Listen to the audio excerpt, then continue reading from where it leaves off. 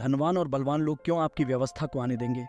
इस नई व्यवस्था में सभी लोग तो समान ही हो जाएंगे, जबकि वो लोग तो महान बनकर रहना चाहते हैं, ना कि सबके समान। तो इस बारे में आपने क्या सोचा है? मेरी खोजों के अनुसार कोई भी मनुष्य महान या छोटा नहीं बनना चाहता। अभी की व्यवस्था में लोग इसलिए महान बनना चाहते हैं क्योंकि उन्हें ऐसा लगता है कि सुखी होने के लिए जीवन में उनको जो चाहिए वो बिना महान बने मिलेगा नहीं, और जन्म के बाद से ही ऐसा वो अपने चारों ओर अनुभव भी करते हैं। वो देखते हैं कि जो लोग महान जैसे हो जाते हैं उनके पास जीवन की अधिकतम सुख सुविधाएं आ जाती है। इसीलिए हर आदमी अपने से महान को पूजने लगता है, उसकी ओर आशा भरे नयनों से देखने लगता है। जैसे कि लोग मंदिरों में भी कितनी आशा भरे नयनों से भगवान की मूर्ति ओर देखते हैं और प्रार्थना करते हैं कि हे महान परमात्मा, हमें भी महान बनाओ ताकि हम भी आपकी तरह ही वैभवशाली हो जाएं और सुखी जीवन जी सकें। यदि हम मनुष्य के मूल स्वभाव के अनुसार देखें, जो कि मैंने अपनी खोजों में देखा, कि हमारा स्वभाव बस सुखी जीवन का है और अब सुखी होने के लिए जो भी करना पड़ेगा वो हम करेंगे। यदि उसमें महान होना पड़े तो उसका प्रयास करेंगे, यदि चोरी करनी पड़े तो उसका प्रयास करेंगे, किसी को मारकर यदि उससे सुख मिले तो वो भी करेंगे, चाहे वो कोई अपना भाई बंधु ही क्यों ना हो आदि। और आत्मिक रूप से तो हम सब भाई बंधु ही हैं। जो भी हम एक दूसरे के साथ अच्छा या बुरा व्यवहार करते हैं वो सब भाई बंधुओं के साथ ही करते हैं। और वैसे भी ये कैसी महानता है जिसमें हम औरों के मान का हनन कर ले रहे हैं, औरों की सुख सुविधाओं को अपने सुख के लिए प्रयोग कर रहे हैं। ये तो महानता भी नहीं है, बल्कि इसे तो निम्न स्तर का कार्य ही कहा जाएगा। पर ये निम्न स्तर का कार्य भी तो हम सुख सुविधाओं को प्राप्त करने के लिए ही कर रहे हैं ना। और यदि ये सारी सुख सुविधाएं हम सभी को सहज रूप में प्राप्त हो जाएं और उसके लिए हमें महान या निम्न बनने की आवश्यकता ना पड़े, तब किसको महान बनने का विचार आएगा? किसी को भी नहीं। मनुष्य कभी भी अनावश्यक कर्म नहीं करता।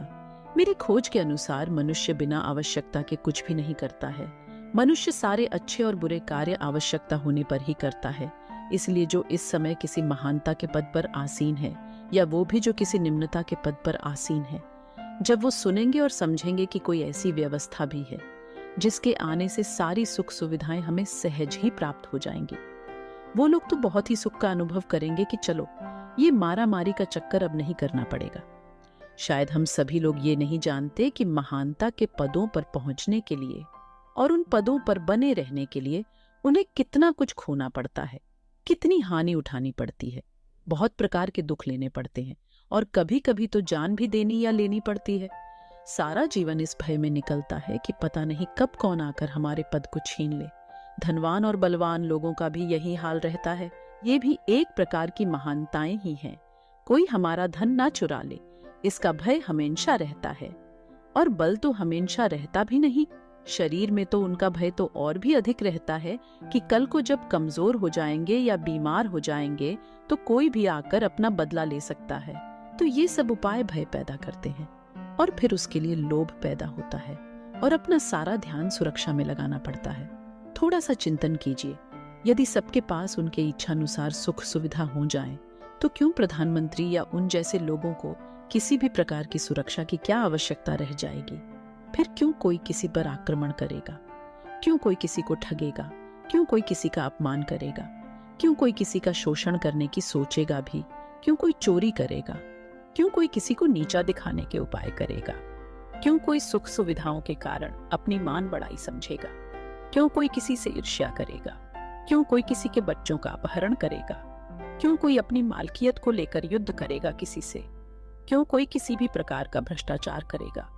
क्यों कोई किसी भी प्रकार का अपराध करेगा? और अपने से सोचकर देखें कि यदि आपके पास वो सारी सुख सुविधाएं हों जो कि आप चाहते हैं, तो क्या आप फिर भी अपने को या औरों को दुख देने की सोचेंगे? और मेरे अनुसार आपका उत्तर आने वाला है कि नहीं, हम क्यों किसी का बुरा चाहेंगे। तो बस ऐसे ही सभी के बारे में आप समझ सकते हैं। ये सब खराब या अपर्याप्त व्यवस्था के कारण है कि सभी ओर मारा मारी है और आजकल बंदूकों के रहते शारीरिक बल का तो बहुत कोई अर्थ भी नहीं है। ऐसे सुख से भी क्या लाभ जो कि अपने साथ विभिन्न प्रकार के दुख भी लाता हो। हम सब तो सारे सुख इस प्रकार से चाहते हैं कि उनके साथ कोई भी दुख ना आए, और ये सब इस नई व्यवस्था से संभव हो जाएगा। इस नई व्यवस्था में सारे सुख बिना किसी दुख को साथ लाए ही आएंगे। इसलिए इस व्यवस्था को सभी लोग सहर्ष ही स्वीकार करेंगे और अपनी क्षमता से सभी सहयोग भी करेंगे।